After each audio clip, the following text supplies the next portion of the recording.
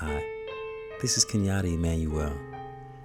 You know, for 25 years I felt like I had no role in society, no voice. I was surrounded by incredible people, incredible artists, and we all felt as though we would never have the opportunity to be heard.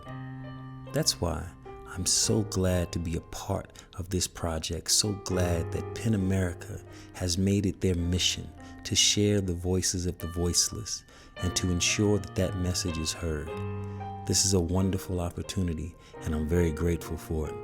I'm very grateful that I could add whatever I could to make this a success, to touch you, to offer something that will resonate with you and with yours, and with those people who are still feeling as though they have no voice. Watched pots, they never boil, they toil and spin, they wonder when they go marching in 2 by 2, praying down on what they do. The cost is high, the price is steep, no sell by date when life is cheap. So pray the Lord your soul can keep. Tomorrow's dying in your sleep, on the clock, on the count, counting days till the day that you're on your way out on the street, on the grind, on your feet, on your knees, on your mind, all the time on the clock.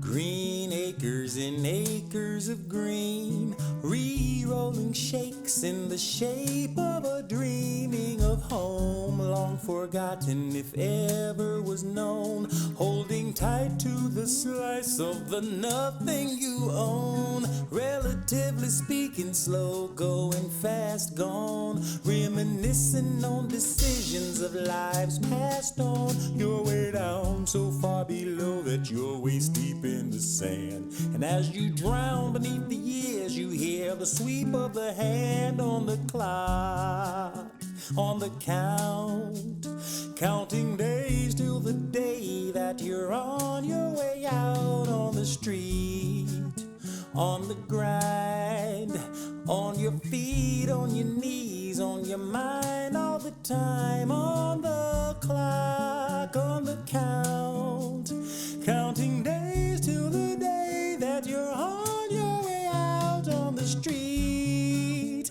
on the grind, on your feet, on your knees, on your mind, all the time on the clock.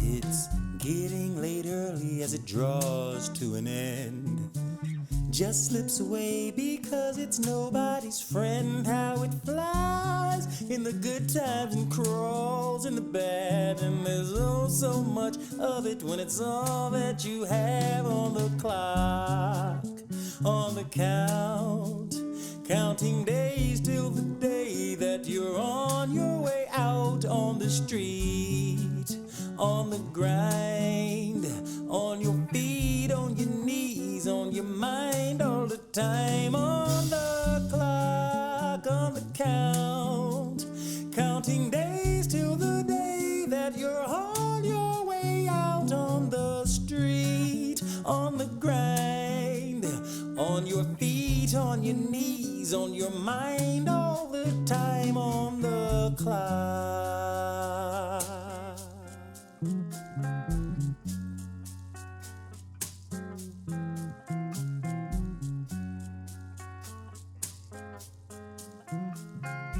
This is Milton Jones reading Flattop for Cherry Hill. I am formerly incarcerated, 23 years on the inside, and I am also an alumni of Rehabilitation Through the Arts, RTA, where my acting career began. That painful past is why it means a lot to me to read this piece. So without further ado, Flattop for Cherry Hill by Paul Betts. Jimmy was patient while I covered him from the neck down with the sheet. As I began to slowly trim his mangy matted hair, Jimmy stated, "I guess they're going to win." "Win what?" I asked. He began to talk about his last appeal. "Everyone in prison has an issue on appeal. Without one, you have lost all hope." Jimmy's hope was gone. "Life means life in Michigan, only I cheated them. I'm going to die young," he laughed. One is somewhat at a loss when confronted with an aspect of reality that we ordinarily choose to ignore. We generally look away from a dead dog along the side of the road. We are privately angered that we had to see death at all. We all like anonymous death. Jimmy had about 2 weeks left and was anything but anonymous. He seemed reconciled to his personal clock. I asked if his family had been to see him. It was then that I learned about Cherry Hill. Somewhere near the state prison of southern Michigan, the largest walled prison in the world, is a mound of earth. Blanket buried for decades on this mound are the truly forgotten. Not only has society turned its back on these people, but their families have forgotten them. Some were old men who outlived their families and friends, some whose heinous acts have separated them completely from society, and some so poor families had no alternatives. Jimmy told me these people would soon be friends and neighbors. I was cutting his hair slowly. I was not used to touching the living dead. Jimmy smiled. He could tell that his story troubled me. He asked if I could do him a favor. He wanted a flat-top haircut. When he was young, and before he had real problems, he had a lot of friends. They all had flat tops, and it made them feel cool. He would like to be cooled again. I had never given a flat top. Truth is, I was not all that good a barber, but I said I would try. There was much trial and error, and eventually a fairly decent flat top. I took the handheld mirror and showed him the results of my efforts. "Man, those guys on Cherry Hill are going to be real envious," he said. He did look good. It was mostly his smile. All the nurses made comments about how handsome he was. There was a certain comradeship that had developed among those of similar faith in the chronic care unit. A big, young, good-hearted male nurse pushed Jimmy up and down the hall to stop and talk for a few seconds with the bedridden long-termers he had gotten to know. Comments of, "Go, Jimmy, they can't beat you," and "Lucky there aren't women on Cherry Hill. They sure would be in trouble," echoed as flat-top Jimmy was wheeled down to his room, put in bed, and locked in. His dying memories, I believe, were of the times of his youth when he had friends with flat tops and hope. Alongside a bramble overgrown path on Cherry Hill lies flat-top Jimmy with his friends forever.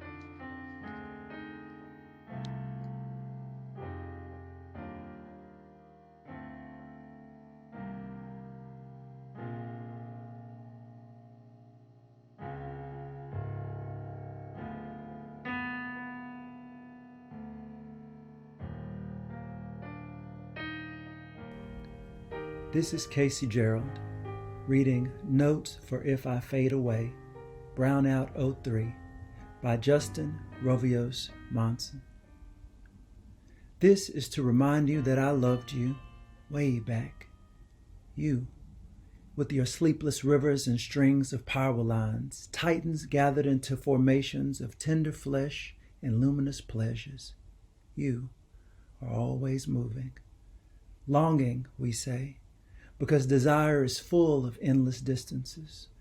An apartment building, 2 boys, different shades of brown.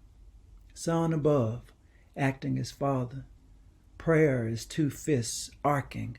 Brown boy with good hair choked by the parentheses of his shoulders. Broken horse. Please don't mistake these notes for elegies. These are the breaks.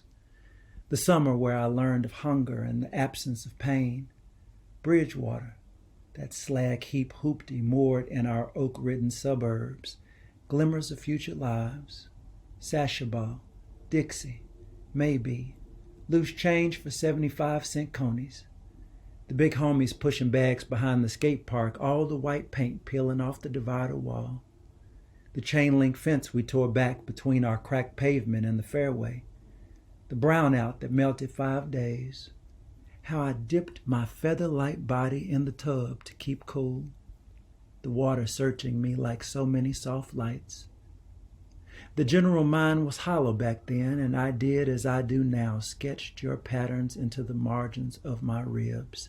This was before meet me at the corner wash or your turn to go to the marathon became slang for the lies we believed. Before the 3 a.m. street lights, the palms crowded with earth tones.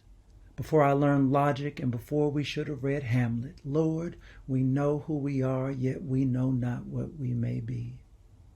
Where I learned to be in the middle of bright islands and dime bags. Those whisper-filled trees, the pavement begging to kiss my knees.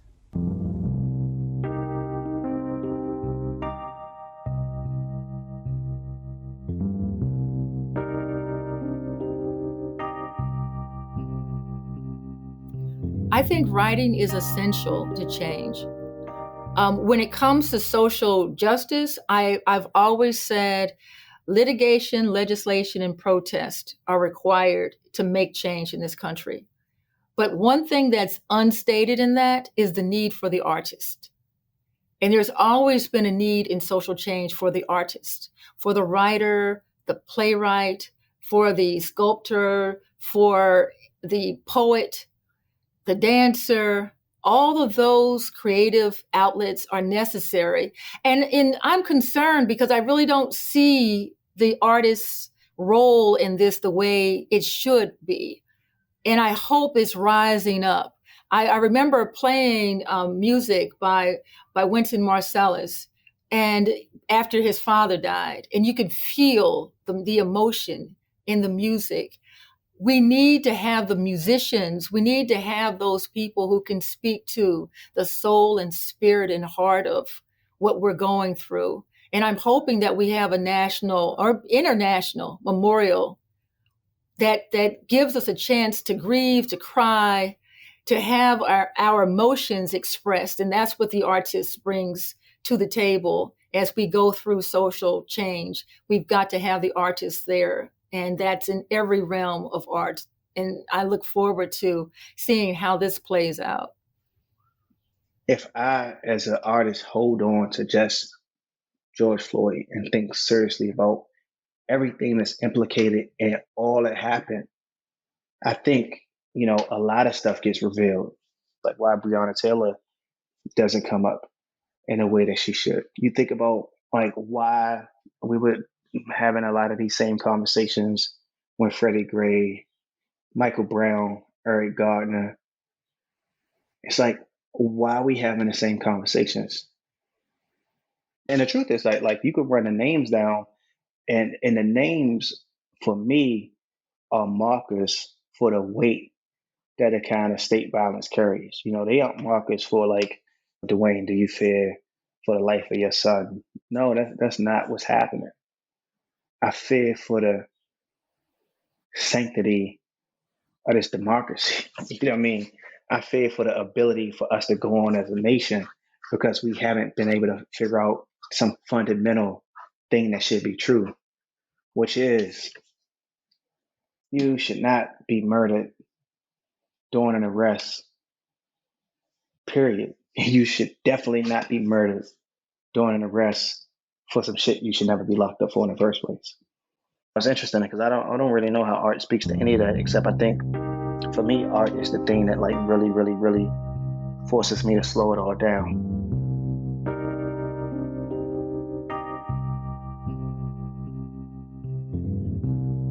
Daryl Larson reading Saturn Rising by Arthur Fitzgerald. After artist's second stay, 120 days ADSEG for making veiled threats to a therapist, he was moved to Two Wing, one of the typical dislocations that occur on return to population. At lights out, squatting on discarded plastic buckets brought in from the docks, They hunkered down over Nova's headboard and constructed artist's astrological chart. Nova, sipping instant coffee between streams of chatter, had a floppy, ephemeris, weighty tone spread over his knees. Date of birth, 7 November 1992, 18:03 hours. Sunset, San Juan, Puerto Rico. Concentric circles and triangles took form in the yellow light of the desk lamp. After 3 nights of work, Nova put the pencil down and proclaimed with confidence, "Your next visit to the hole will be in 3 months. It's not an actual hole, as in a hole in the ground like a mouse hole or snake hole, though it could be thought of as a shelter or a place to hide. Many consider convicts animals, burrowing nocturnals. The grave is a hole. It allows a body to decompose in darkness, out of sight, out of mind. A hole is also a trap, something you stumble into that you then can't get out of. The body orifice, having a sexual function, is often referred to as a hole, like a mouth, a pussy, an asshole. Phonetically, we call to mind a refuge with holistic purposes, a sanctuary, a retreat, where a prisoner rehabilitates, becomes whole. Many think of being in the hole as being in debt, and for an inmate it does entail that, because you lose your good time and your work credits and your job and your status, a recurring catastrophe that kept artists in the lowest paying jobs having to make up the difference in the sex trade. Nova, focused as always on the cosmic, thinks of it as a black hole from which there is no escape, though he prefers to put more emphasis on the event horizon, that point of no return, and the moments leading up to its crossing. Artists ran away from home at age 14. They didn't literally run away, unless that's what you want to call hiding in the barn for a couple of days. He crawled into a narrow dirt space between an empty horse stall and the north outer wall, next to the chicken run. His foster parents no longer kept horses, and there was nothing in the barn except rotting hay and stored implements, the tractor, a hay cart, and an old truck engine. At night, he snuck into the house after his foster parents went to sleep to get something to eat. 2 whole days he spent in that cramped and dirty and moldy smelling barn, filled with a kind of total joy he'd never known before. He imagined his foster parents sitting at the kitchen table, worried, discussing him. They would think about the scars on his chest from the cigarette burns his real parents had given him. Nova was very clear concerning the why.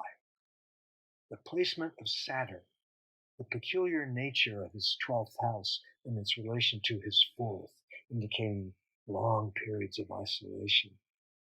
But explaining the why still left you with the dilemma of the how, once you're there.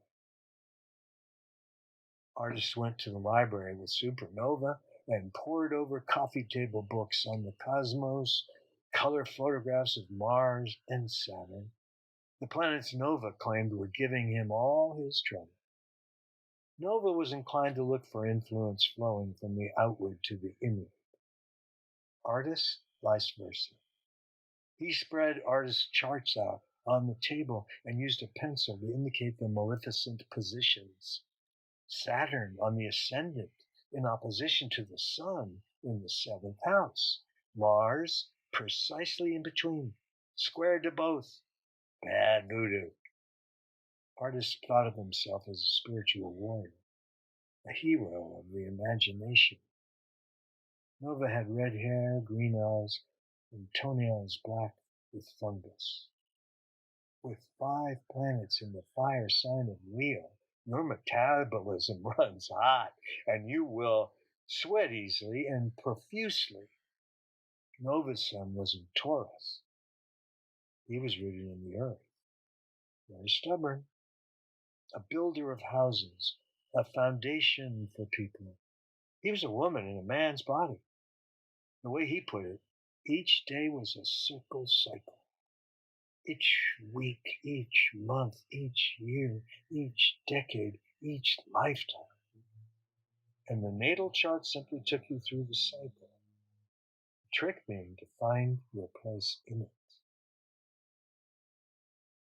It all went down in the secluded shower room, an isolated area of cold beige tile, an array of showers and sinks and wooden benches. 4 officers in breath masks and blue latex gloves stood waiting, flexing their fingers, while a plainclothes told artists to strip.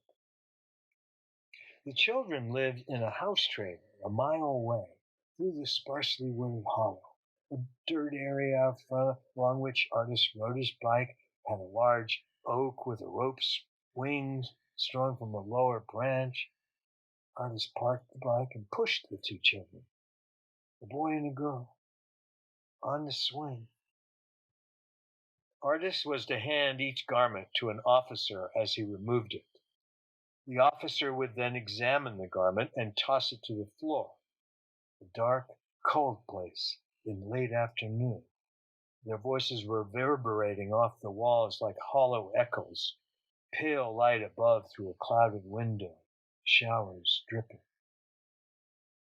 The children told him they were cousins, not siblings. He took them, leading them out into the hollow for adventures, farther each successive time, until they were able to see his boat across the field. Artist kept his focus on a rust-colored water stain in the corner stall, a Rorschach, beetle-shaped, fractal, stretching from the ceiling to a point above the mop bucket. He led them across the field into the barn and suggested they play a game. He had them stand up on the workbench and remove their clothes. He received each garment from them as they removed it. The plain-clothes, droopy face had a mouth slightly open all the time. He initially mistook the burn scars for tattoos. The officers made a catalog of his tattoos. He placed the children side by side, naked, stepped back, and extended his hands toward them to find the energy. The levels were very high. Fluid, curving, abstract lines and circles composed of black ink and bare skin. They entwine and connect like a highway interchange. They break off or lay straight or twirl into spirals. Artist stepped forward and placed his hands flat against their genitals, his left hand on the boy and his right hand on the girl. The energy ran through his arms and shot up and down his spine. Batshit splattered on the workbench beside them. The children stared straight ahead the whole time and didn't move. The tattoos are all of a piece. They connect everywhere at some point or other. They are images of the very worms that will devour his corpse once he's dead. On a warm summer night of dark rain clouds, strings of bare bulbs and larger lights circled the tent, the packed columns of the congregation swaying and sounding, "Praise him! Hallelujah!" Heat, lightning scribbled across the clouds. The old gospel song swelled into its chorus, the congregation on their feet clapping, following the pastor's lead on stage, who paced around, pumping his arms, whipping the microphone cord, singing lead and shouting, "Hallelujah! Praise him! Glory!" The distant rainstorm sideswiped the district and let a cool breeze flap the tent.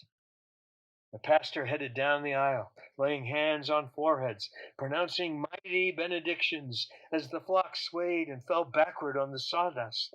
Artist, sandwiched between his parents, transfixed, could sense an awesome force being unleashed. As he got closer, Artist felt he was being given to the man's reaching grasp. Reddish blue energy sparkled along the ends of outstretched fingers. Reaching. Contact. Artist was never the same after that. Artist was released from Martinville, and the municipal office gave him a job in the park at the riverside, picking up trash. He was too old to hustle. The days were long, but there was no rush. No one bothered him. He had time to bring the old head squatting under the plank boards by the burnt building a sandwich and a cup of coffee. He spent a lot of time walking along the river, pretending to work. His favorite thing was to hide in the storage shed where they kept the lawnmowers. There was a separate room in the shed about the size of a jail cell. When the scars burned, he would lock himself in and sit on the concrete floor. No one bothered him. Far above, in the darkness beyond the light, stars and constellations turned like a carousel forever. And on each day that passed, he could feel Saturn rising. He knew that he could wait.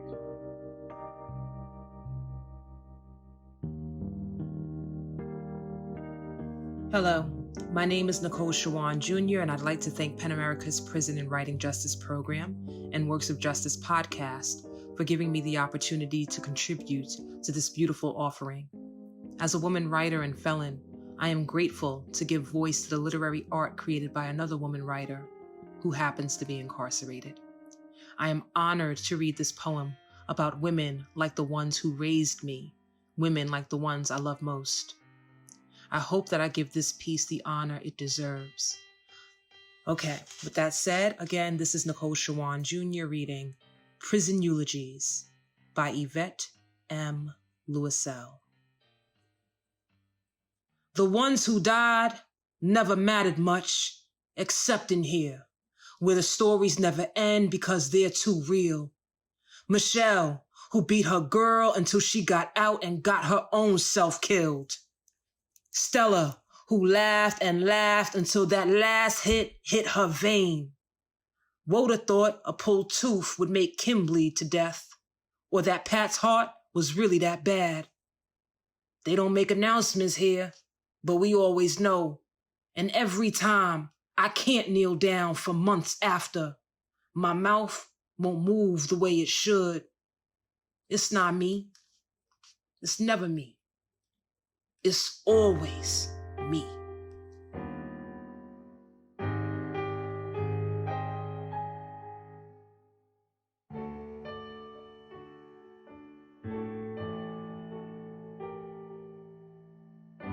My name is Gloria J. Brown Marshall, and I'm lending my voice to this project because we need to end mass incarceration.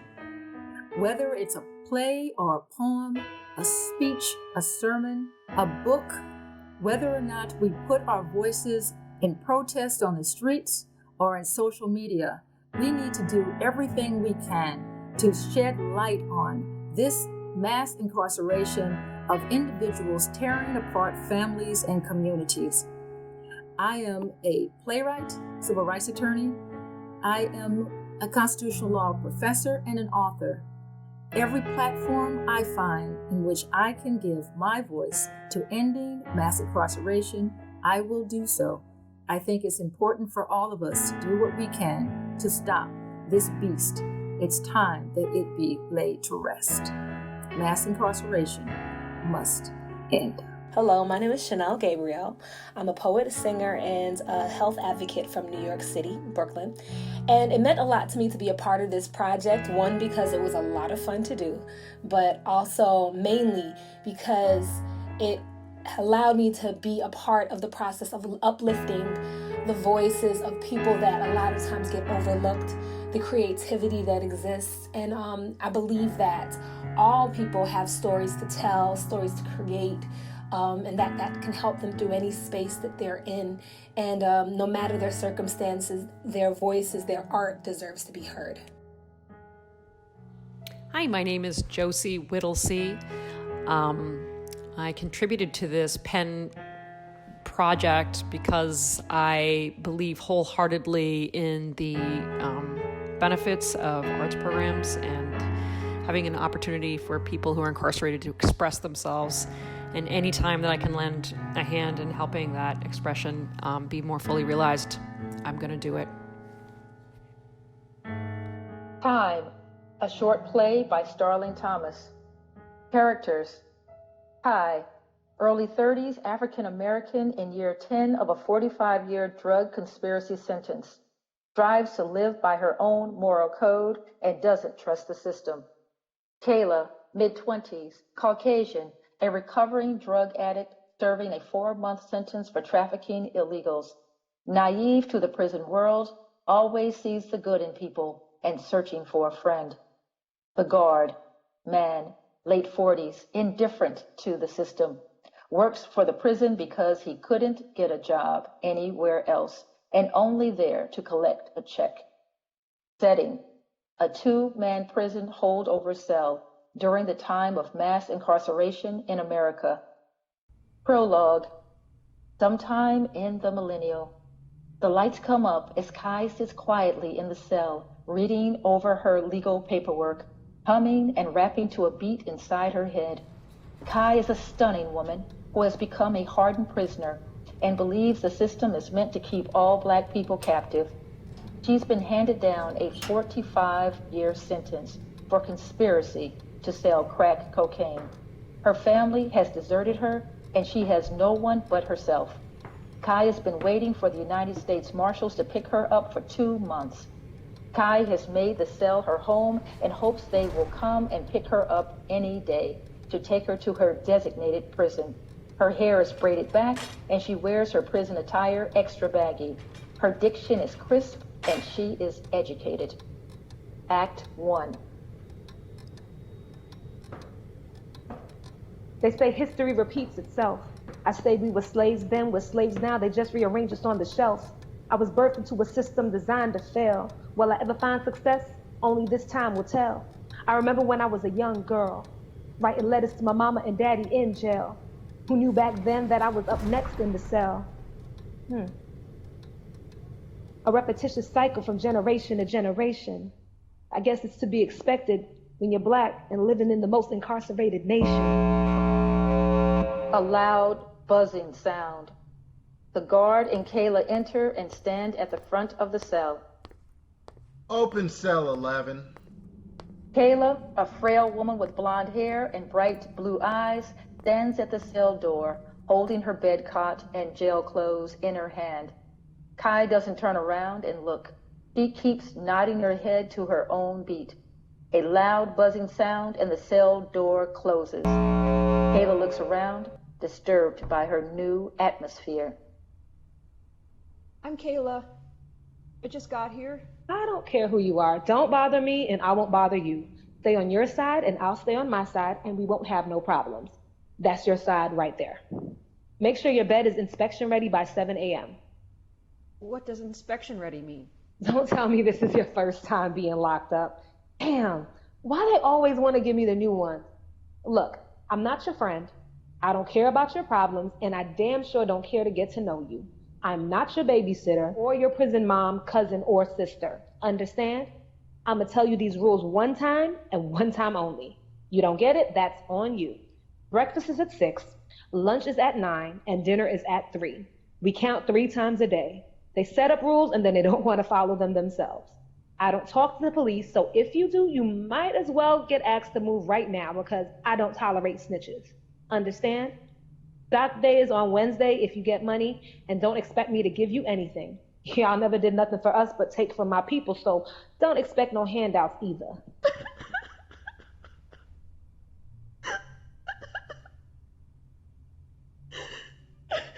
Oh, hell nah. We not gonna have that. No, no, no, no. Why are you crying? There ain't no crying in the cell. Dry them tears up right now. I'm not gonna deal with this. Guard, guard, guard. Every time. Why can't I ever just get a cellmate who can do time? I'm sorry. It's hard for me. Oh, and you don't think it's hard for me? I'm not saying that, but I don't know how I'm going to get through this.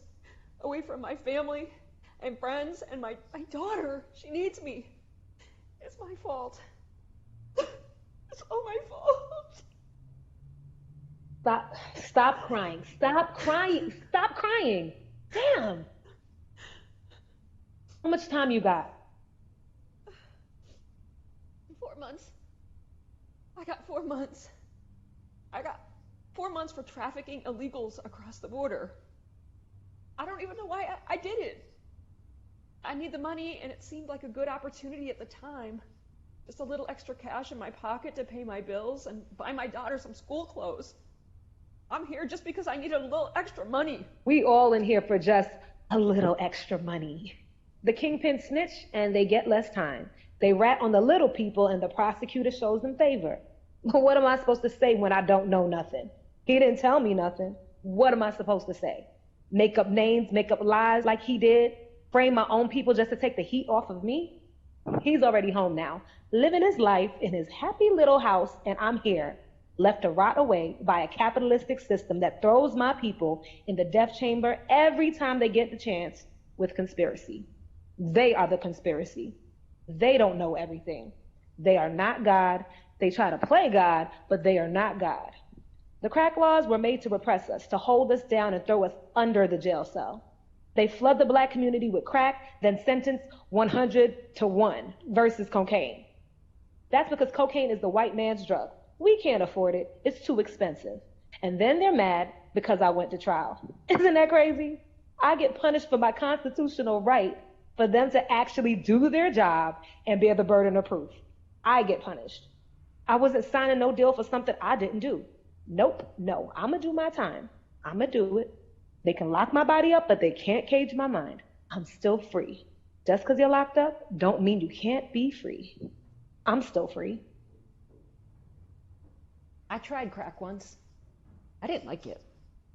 Heroin was my drug of choice. Made me forget about all the bad things that happened in my life. The only reason they're trying to change the laws now is because it's affecting the white people.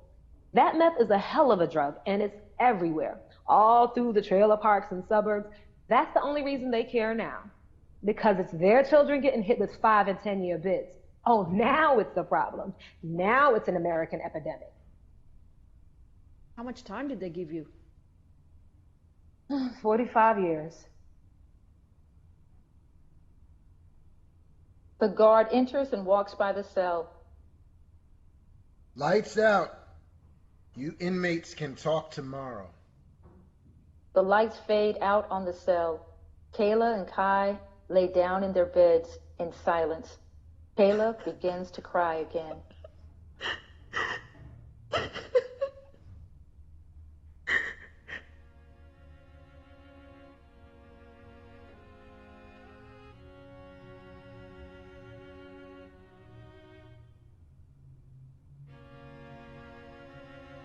Act 2. The lights come up on the cell. Kayla is sitting in the bed with her knees to her chest, rocking back and forth, staring off into space. Her heroin withdrawal has kept her up all night. Kai is eating food off of a tray. Kayla's tray is sitting untouched on the small table. Kai looks over at Kayla and shakes her head and continues to eat. You're not gonna eat that? I'm not hungry. You're gonna have to eat something. Starving yourself is gonna get you put in seg. What is seg? Segregation, the SHU, Special Housing Unit. It's where they put the crazies and the snitches. I'm not crazy and I'm not a snitch. I'm just not hungry. Why were you shaking in your sleep last night? I almost punched you. I thought somebody was in here last night. The way you were flopping around like a fish and screaming like you had a demon in you. What's wrong with you? The medicine I take gives me bad nightmares, and I'm still withdrawing from heroin. Why do you all do that? Do what? Put that poison in your body. I don't understand. If a drug makes you sick, just come off it. What's the point? Don't you do drugs to make you feel better, not worse? You never did drugs before? No, and I never plan on it. But you were here for drugs, right? No, I'm here for conspiracy to sell crack cocaine, and because I wouldn't snitch out my boyfriend's family. Conspiracy is the easiest thing for the feds to get you on because they don't have to prove anything. All they got to do is get one person, an informant or a snitch, to say they saw you sell drugs or heard from somebody that you sold them drugs, and they can convict you. I never touched crack a day in my life. I was scared of it. My daddy was addicted my whole life, and I saw what he did to get it. I never wanted to be him, but growing up where I came from, selling dope is the normal way of life. It's like selling tires, and people always need tires. I knew my boyfriend sold it, but I didn't think it would affect me. I didn't think I would come to prison for him selling drugs. I was in school. I wanted better. I wanted out of the hood, out of the life. But how was I supposed to do that without money to pay for my books or to keep a roof over my head? It's an oxymoron to be Black and try to live the American life. Go to school, get educated, then you'll get a better job, a better life. You can move into the neighborhood where the police don't roam the streets harassing everybody. A place where you don't get killed for just walking home from the bus stop from a dude up the street or a racist pig cop mad because his daughter likes Black boys. I tried to do right, do the opposite of what I witnessed every day, tried to be different, and I still ended up in prison. I still fell victim to the game, to the system. We didn't have money either. But you're white, it's different. It's better to be a poor white than a poor Black in today's society. The system is designed for us to fail.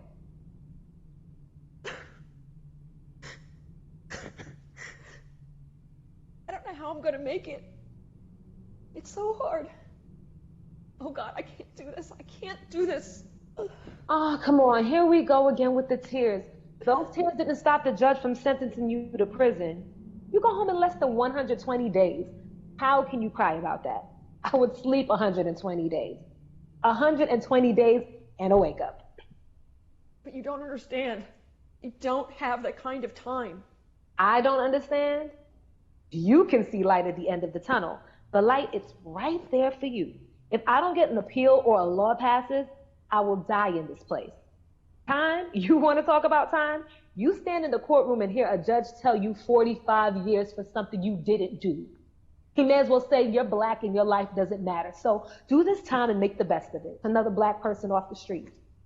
One less crack baby we got to worry about on the streets, robbing all the good white ladies of their purses. The prosecutors, the attorneys, the judge, all of them in cahoots. And after they're done railroading you upstate or to the feds, they all go and have lunch and discuss their menial lives over cocktails in an expensive country club. Not every white person is racist. I'm not racist. I got Black friends, Mexicans. You're missing the point. I know that everyone is not racist. I'm not racist. I love all people. This country is racist, a systemic oppressive device to control and manipulate the minds of its inhabitants.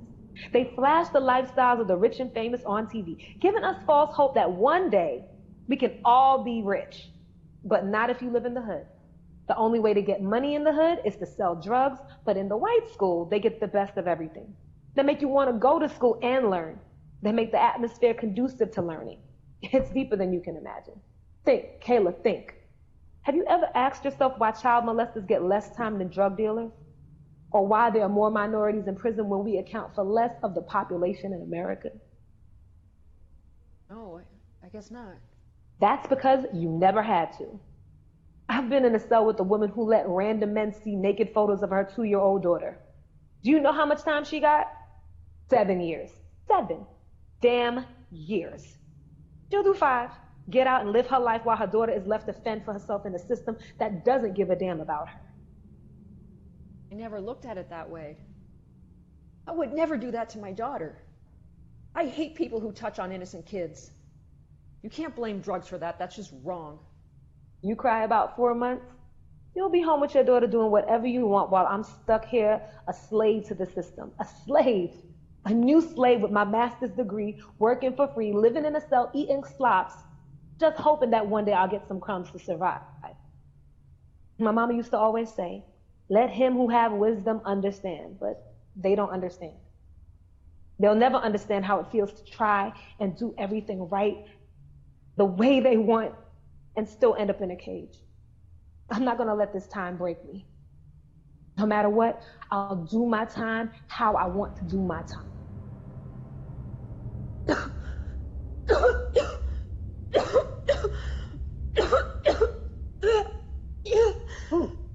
Are you okay?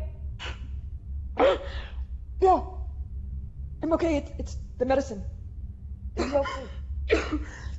I've been trying to get the one I got on the outside, but they told me they don't carry that here, so they gave me the one like it, I guess. It's okay. I'll just have to deal with it. The guard enters. Guard, can she have some help? She's throwing up blood. It's officer to you, inmate, and that's not my job description. Put a cop out in a medical. She looks fine to me. Tell me, what is your job description? Not to be wiping up blood. The guard exits. Oh, God. I don't know if I can do this. I'm ready to go home. Sorry, I don't mean to rub it in your face. You're good. These guards are slaves too. They just don't know it. Slaves to the system that controls their livelihood. Every day, waking up to counting down the days until they retire. What kind of life is that?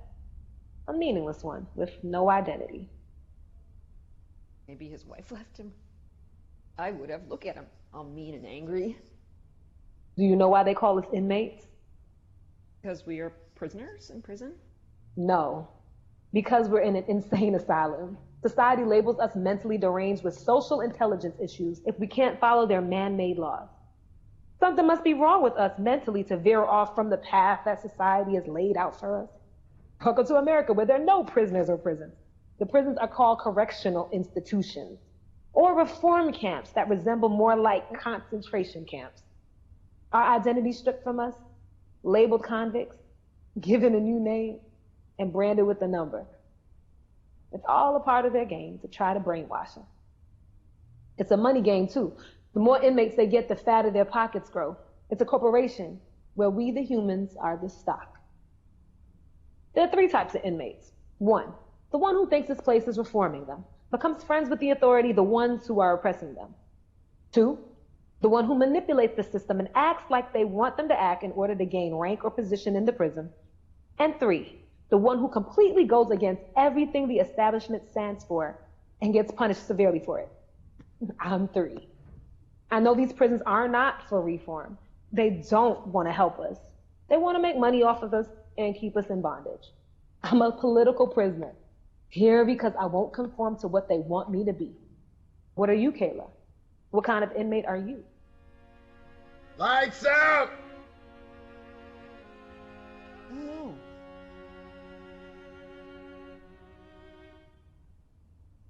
The lights fade out as Kayla ponders on Kai's questions. Act 3. The lights come up on Kai in the cell. Kayla's bunk is empty. Kai wakes up and looks over at the empty bunk. Kai stands up and looks around. Kayla's uneaten tray is sitting on the desk. Kai takes a bite of the bread. The guard enters. Inmate, roll up the bed. Why? Where is Kayla? What happened to Kayla? The one that was here? Oh, she died last night. How? How did she die? I don't know. They said cancer or something like that. Now, roll up this bed. I got another inmate coming in. The guard exits. Kai stands there, contemplating. looking up to the sky. A ticking clock is heard as the lights fade out on cell 11.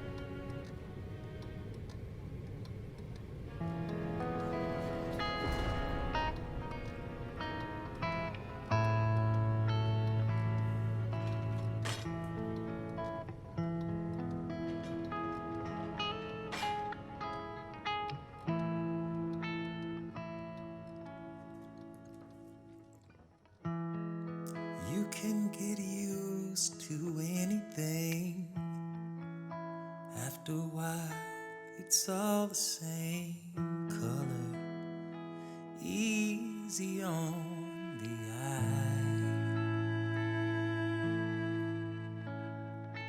eye. Some dreams they snap, some dreams die, slowly losing elasticity, pulled beyond what hope redeems. And you wake to a sun that never blessed anyone with warmth or light or life.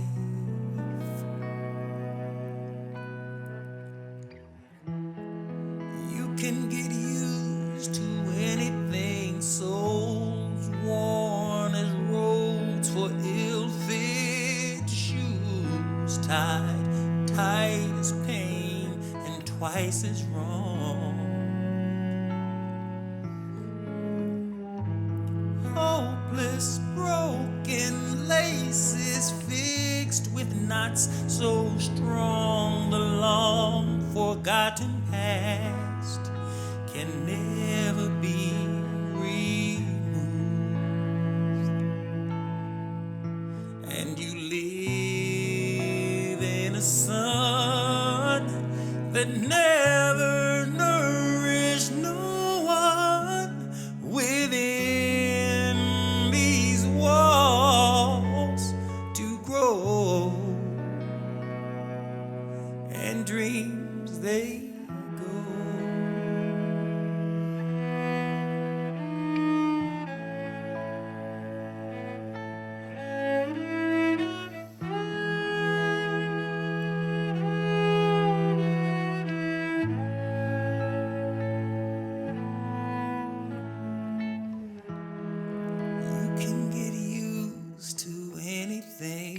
safe in a box just big enough for you, and a dream that can endure.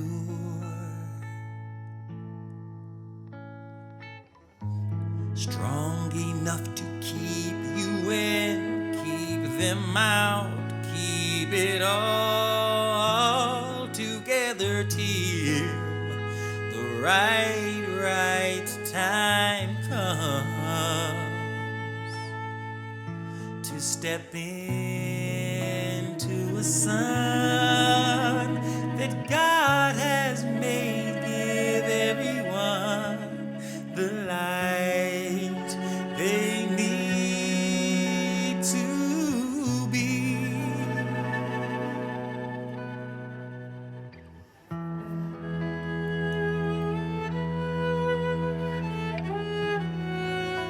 Hi, my name is Amanda Miller, and I'm going to be reading The Little Prisoner by Robert McKown. It's a fictional piece about a woman giving birth in prison, and I think it's a topic that could use a lot more attention, so it's my honor to be able to read it for you.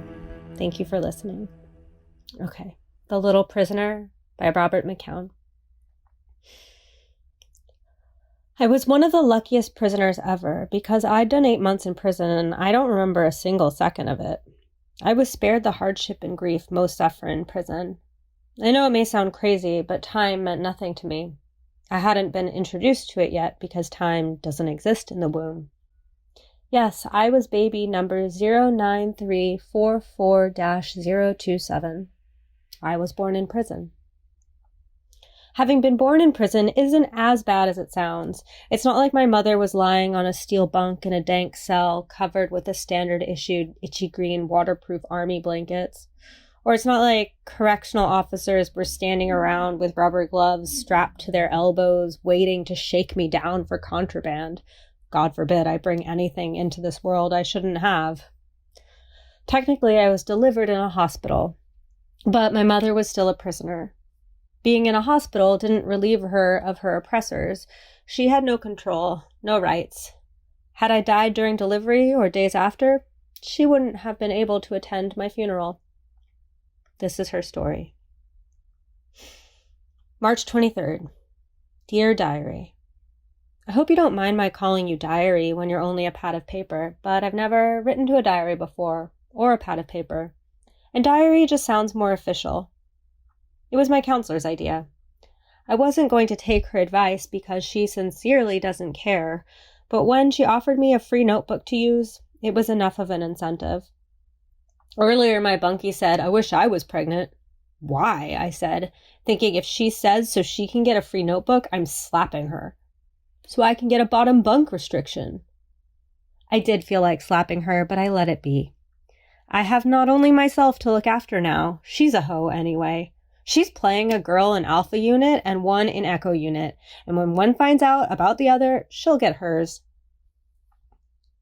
I'm new at this prison stuff. I've only been here a few weeks, but I've got the basics figured out.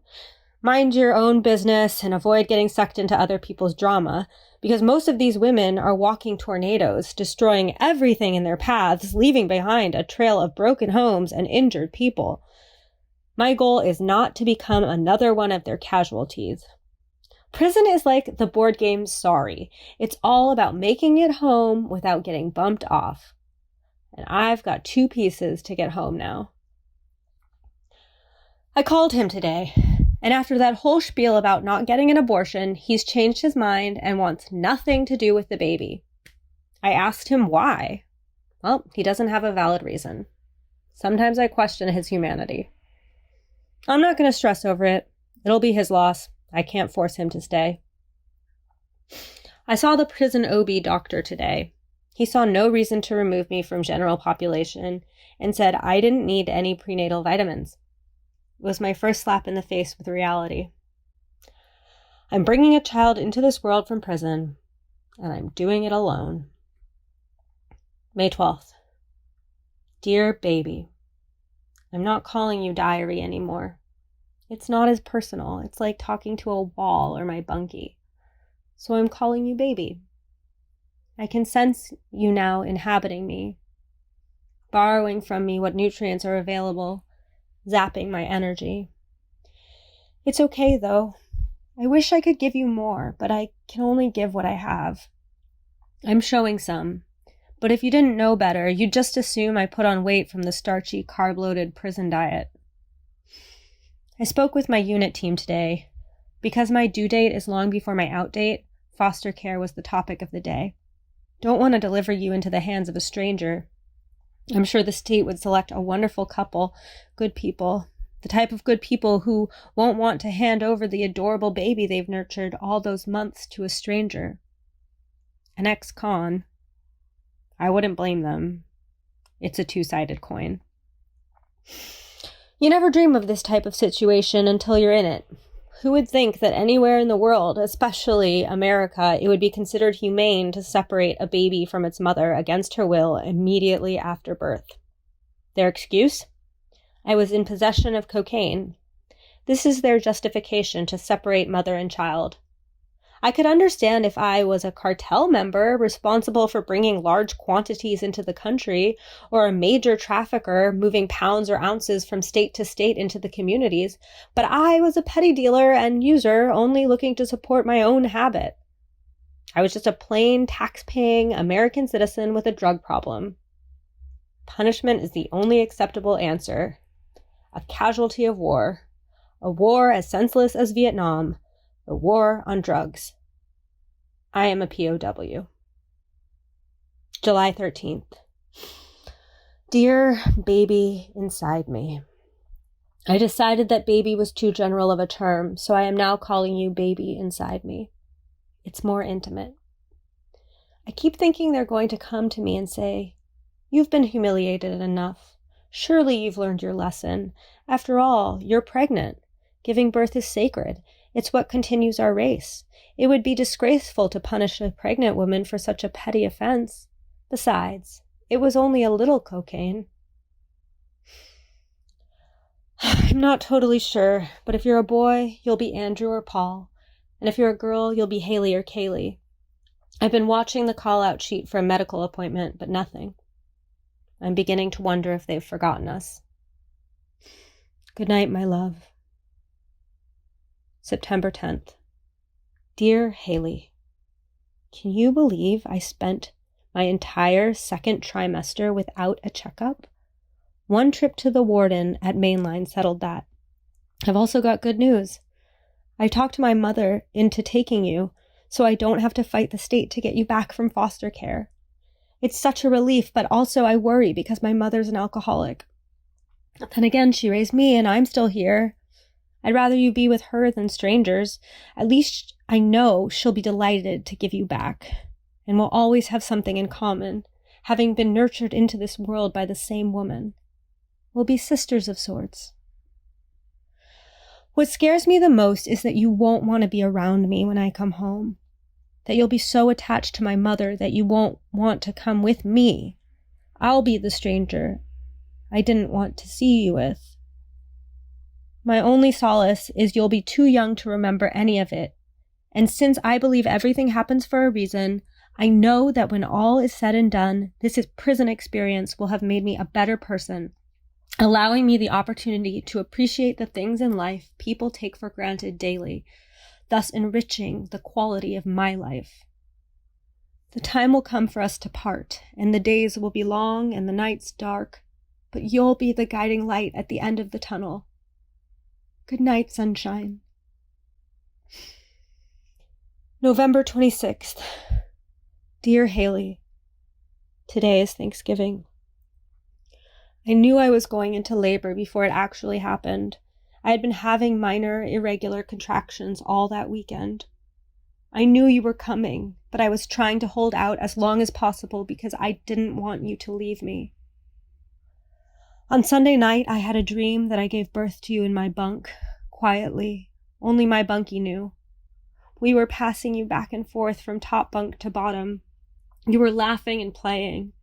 We hid you during count and fed you Reese's peanut butter cups.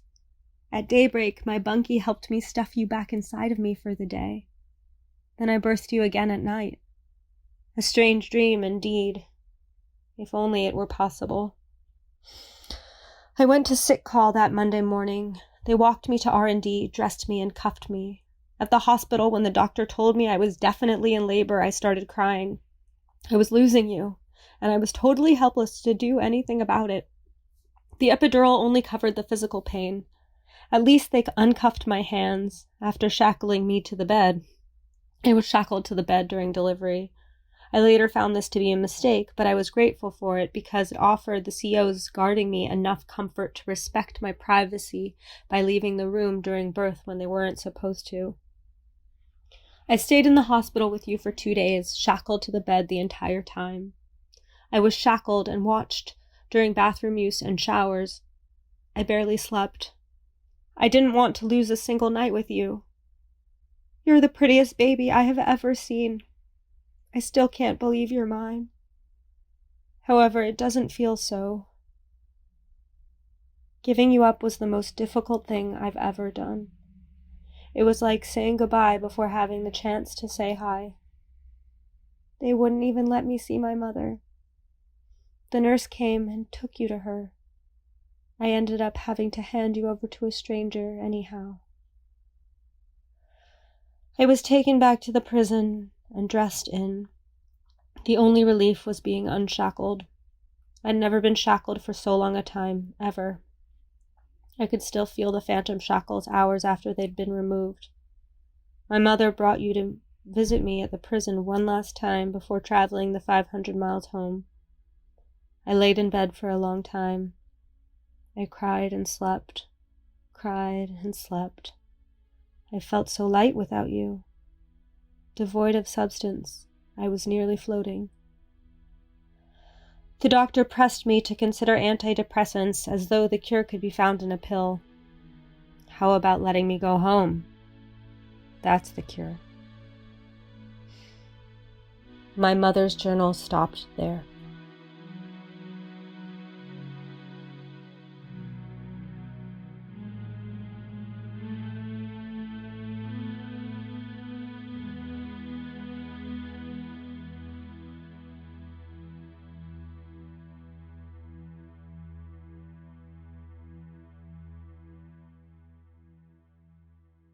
This is Nicole Shawan Jr. reading Ravenous by Carolyn Ashby.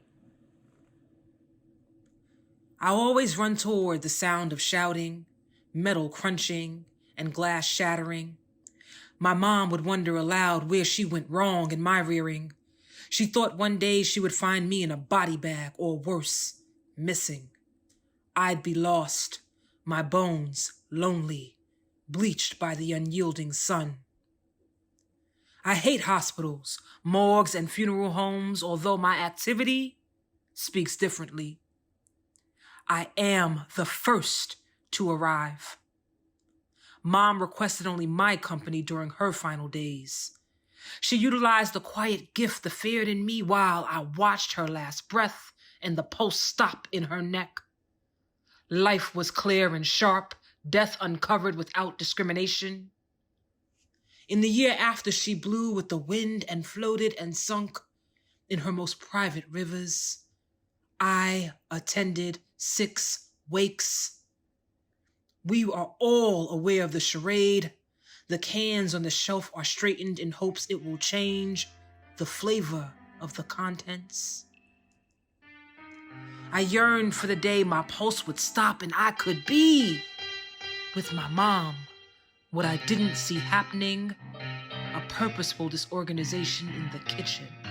Products kept and unkept, more flavor to the unsalted, and a stronger desire to live.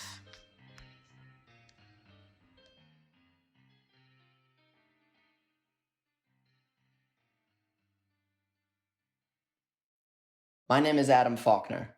I'm a poet and an educator, and I'm honored to be reading the brilliant Grace Notes by poet Matthew Mendoza. I chose to stand for this writer because I believe that the racial caste system that is mass incarceration in this country presents probably the greatest threat to American democracy today.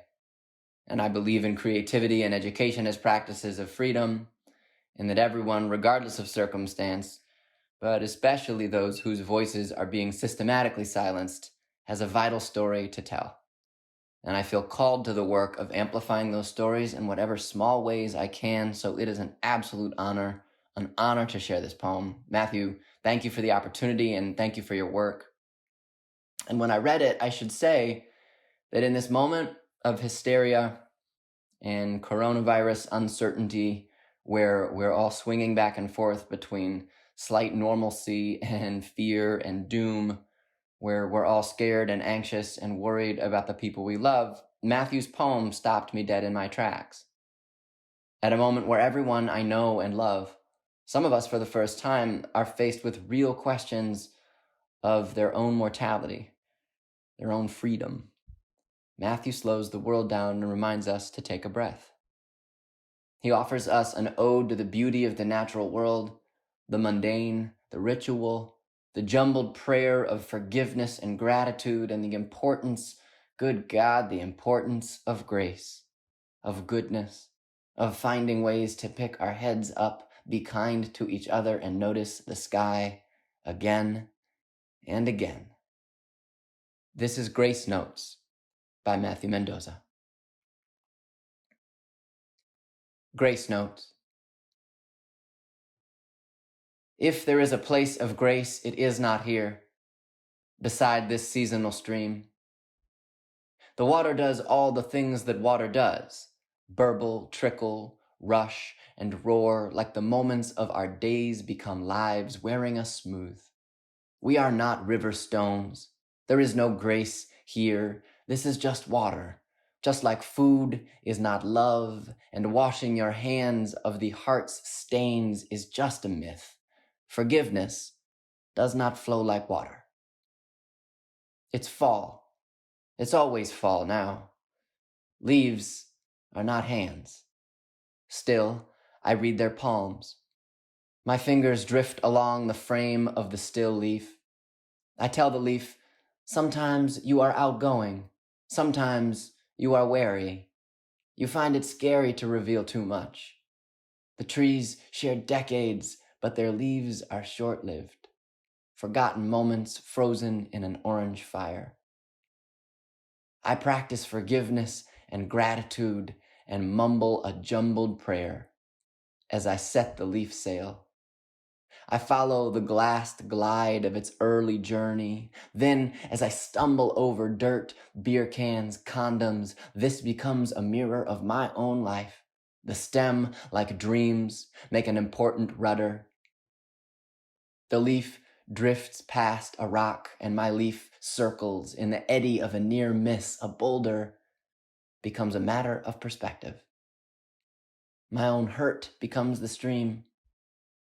My pain wearing smooth the lives of people I love. I watch the leaf circle, sink. I go back to the place I started and find another leaf. And if this one sinks, I'll find another. I know that this stream is not forgiveness or goodness or grace, but it is the only water I have.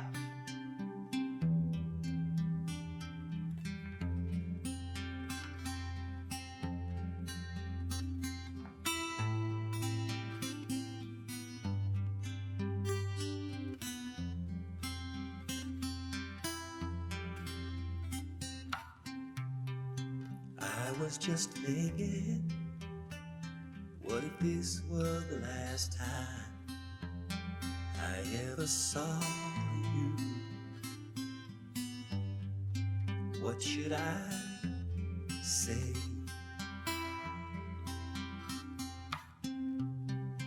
What could I leave you that would be sure to endure when it all burns away? Because it all burns away. When I hold all my hopes and discard all my fears, push aside broken promises, smiles and the tears, the regrets, disappointments, the miles and the years. What is left must be real. What is left must be love.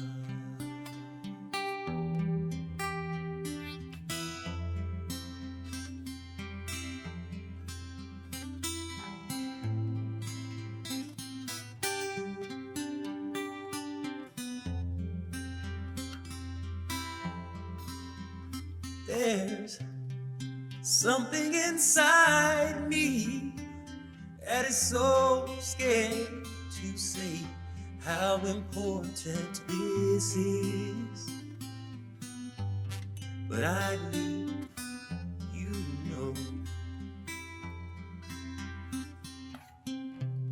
I need you to know me, but I'm afraid if you know me, you might turn away. Don't turn away. Just look past all the masks, all the armor and walls. Disregard my wild highs, followed by violent falls. Where I grind, where I shine, when I stand, when I crawl. What is left must be all. What is left must be love.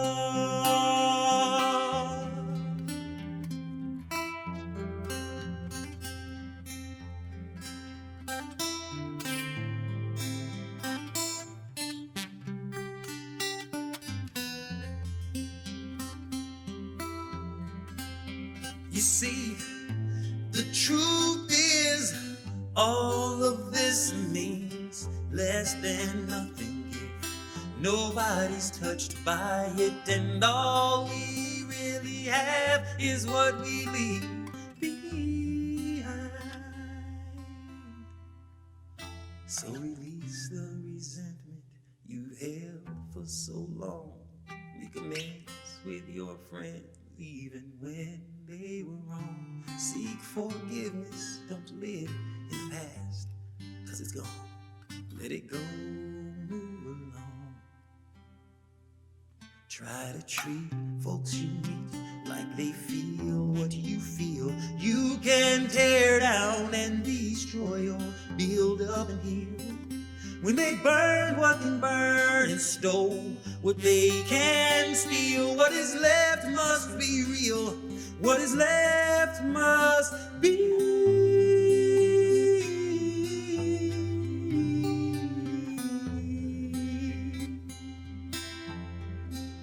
Must be love.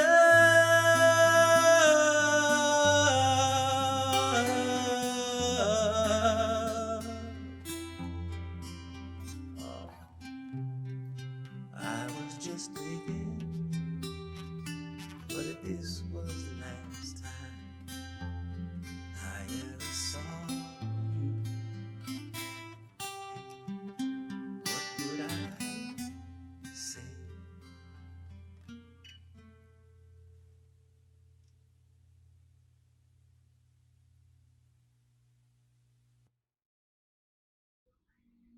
Robbie, I know if we were in person, this is a moment when perhaps you would invite us to take a breath, even though this is a podcast recording and I am sitting at the top of Manhattan and you are sitting in Queens.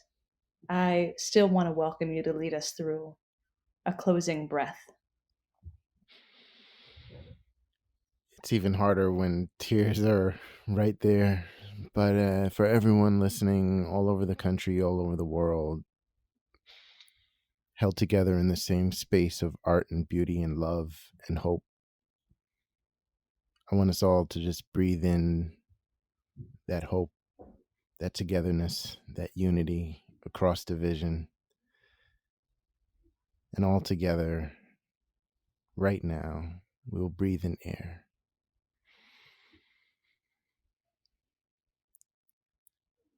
And slowly let it out. Full of gratefulness, full of love, full of care. Thank you all. Thank you, Robbie. Full of listening, full of art, full of community. So many words to use in response to this incredible podcast that our community put together.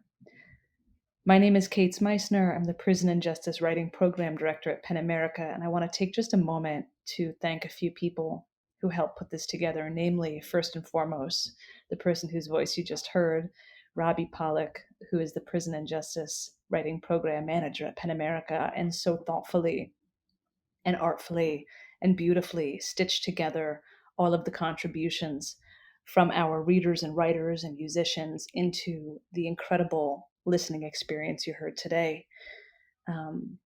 We also have to thank our PEN America Prison Writing Committee, who judges our awards every year, but a special subcommittee helped curate the readings in this program. That includes Gloria J. Brown Marshall, Carissa Chesanek, Michael Giuliani, Grace Kearney, Katie Lasley, Ryan D. Matthews, Amanda Miller, and Crystal Young.